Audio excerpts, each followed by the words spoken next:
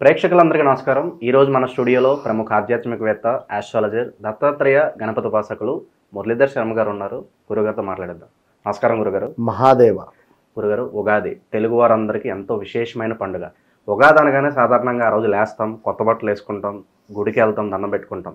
ఇవన్నీ కాకుండా అసలు ఉగాది అనగానే తెలుగు వారందరూ కూడా ఏం చేయాలి, పాటించాల్సిన విధి విధానాలు ఏంటి, పూజా విధానం ఎలా ఉండాలి? మరి కొత్త సంవత్సరం కాబట్టి చాలా కోరికలు కోరుకుంటూ ఉంటారు, రెజల్యూషన్స్. ఇది నెరవేరాలి, అది నెరవేరాలని చెప్పి. మరి వాళ్ళు కోరుకున్నవన్నీ కూడా నెరవేరాలంటే, అన్ని శుభాలు జరగాలంటే మంచి రెమెడీ ఏదన్నా ఉంటే తెలియజేయండి ప్రత్యేకంగా రోజు. పాల్గొన మాసం చివర మనకు శిశిర ఋతువు చివరి వసంత ఋతువు అనేటువంటిది ఎంటర్ అయ్యేటువంటి పరిస్థితి. మనకు ఉండేటువంటి 12 మాసాలు చైత్రమాసం నుండి పాల్గొన మాసం. చైత్రమాసం ప్రారంభం అంటే ఇక్కడ పాల్గొన మాసంలో నుండే చెట్ల యొక్క ఆకులు రాలిపోవడం, వసంత మాసం వరకు ఇక్కడి నుండి కొత్తగా చిగురించడం, కొత్తగా మామిడి పండ్లు రావడం కావచ్చును. అంటే ఒక కింద ఆకు రాలినప్పుడు పై ఆకు నవ్వుతుందట, హే హే రాలిపోయావా అని చెప్పి. సో ఈ పై ఆకు రాలినప్పుడు కింద ఆకు నవ్వుతుంది అన్నట్టుగా వసంత ఋతువులో ఇదే జరుగుతుంది. ఇక్కడ మన వ్యక్తిగత జీవితాలను కూడా బేస్ చేసుకోవాలి. కొందరు వారి వారి గమ్యానికి చేరుకుంటారు, కొందరు వారి వారి గమ్యానికి చేరుకోలేరు.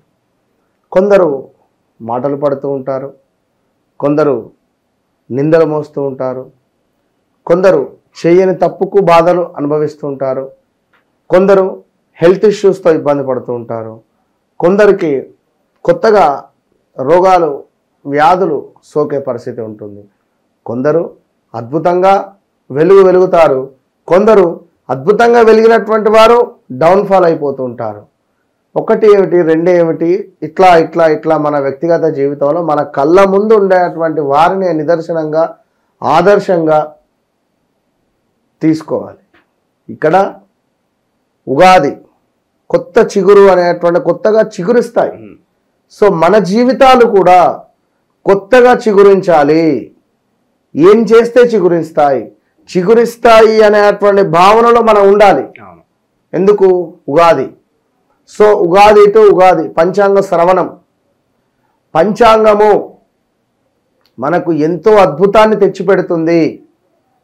ఇవాళ రేపు వర్షాలు పడతాయి, అదేవిధంగా ఎండల తీవ్రత అధికంగా ఉంది, చలి తీవ్రత అధికంగా ఉంది అని మనకు వాతావరణ శాఖ నుండి ఎంత అద్భుతమైనటువంటి సందేశాలు ఇస్తున్నారు.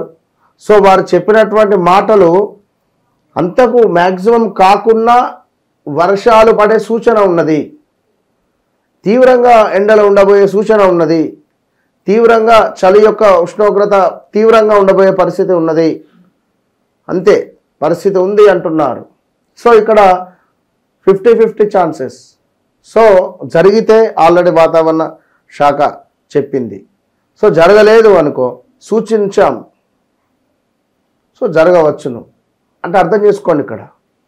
సో ఇక్కడ మనకు మన యొక్క ఉగాది అంటేనే పంచాంగ శ్రవణం. పంచాంగాన్ని కొనుక్కోండి, ప్రతి ఒక్కరూ కొనుక్కోండి. పంచాంగాన్ని కొనుక్కొని ఇంట్లో పెట్టుకోండి.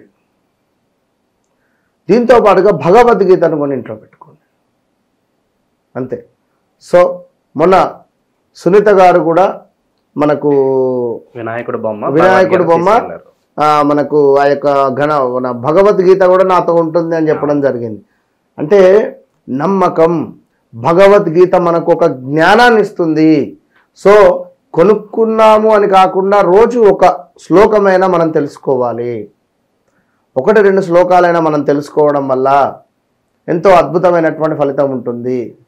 ఇక్కడ తప్పు ఏది మనం చేసేది తప్పు మనకు తెలిసినప్పటికీ మనం తప్పు చేస్తున్నాం. సో మనము తప్పు చేశాము అని ఎదుటివారు నీవు చేసిన తప్పు అన్ని మనకు వేలు పెట్టి చూపిస్తామని ఒప్పుకోలేని పరిస్థితి. అర్థమైందా? మనం చేసేది తప్పు అని మన మనస్సాక్షికి తెలిసైనప్పటికీ మనకు ఎవరు ఎదురు చెప్పేవారు లేరు. అక్కడ ఎదురు చెప్పేవారు లేకపోతే ఏం జరుగుతుంది? విచ్చలవిడి అయిపోతుంది ఇంకా. సో మనల్ని ప్రశ్నించేవాడు ఉంటే మనం ఒప్పుకోలేము. ఈగో మన ఈగో ఒప్పుకోనివ్వదు.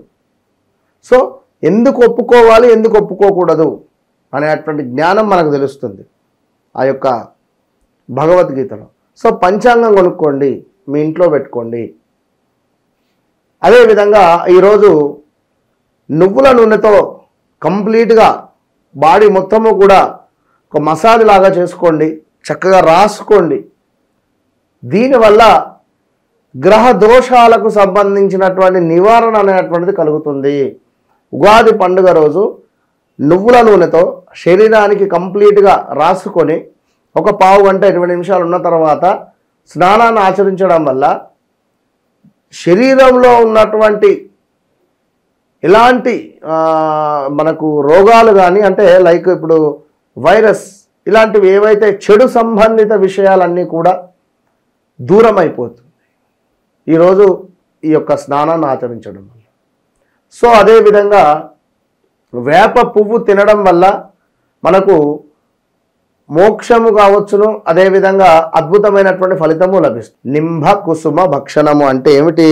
వేప పూతతో చేసినటువంటి పచ్చడిని తినడం వల్ల మనకు అద్భుతమైనటువంటి ఫలితం. ఏమిటి అంటే మన సాంప్రదాయ వైద్యములో, మన సాంప్రదాయంలో ఉండేటువంటి వైద్యంలో వేప చెట్టులోని ప్రతి భాగాన్ని కూడా ఉపయోగిస్తున్నారు మనకు. సో అయితే నేరుగా దీన్నే సేవించేటువంటి అవకాశం వసంత ఋతువులో మాత్రమే మనకు లభిస్తుంది. అదే ఈ యొక్క ఉగాది.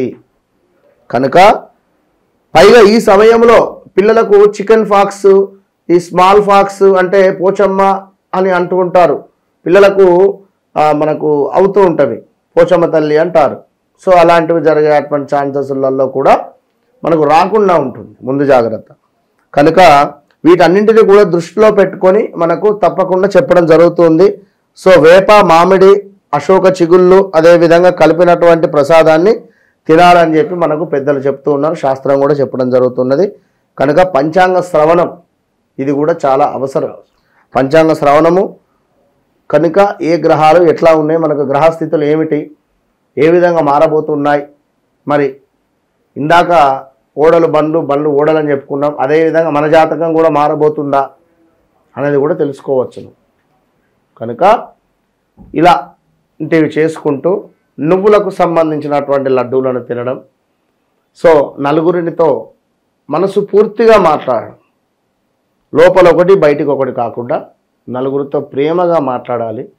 నలుగురితో ఈరోజు మనం చేసినటువంటి తప్పులను, ఒప్పులను నెమరు వేసుకోవాలి.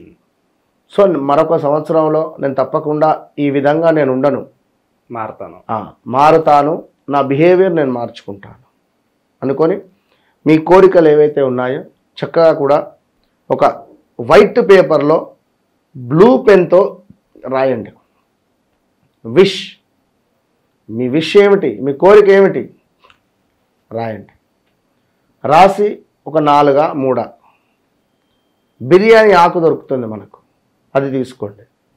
తీసుకొని మొదటి కోరిక ఆ బిర్యానీ ఆకుపై రాయండి. ఈ ఉగాది పండుగ రోజు రాసి చక్కగా కూడా దానిని కాల్చండి. దాన్ని కాల్చిన తర్వాత వచ్చేటువంటి పొడి ఏదైతే ఉందో ఆ భస్మాన్ని తీసుకోండి. దాన్ని మామూలుగా అంటించేసి ఆ యొక్క పొడి మీ చేతిలో పడేటువంటి విధంగా తీసుకోండి. చక్కగా కూడా ఆ యొక్క పొడిని గాలిలో వదిలే ప్రయత్నం చేయండి. దీంతో పాటుగా చక్కగా ఒక దీపారాధన చేసి అందులో 3 లవంగాలను వేయండి. అదేవిధంగా 9 దీపారాధనలు. ఆ 9 దీపారాధనలు ఎలాంటివి?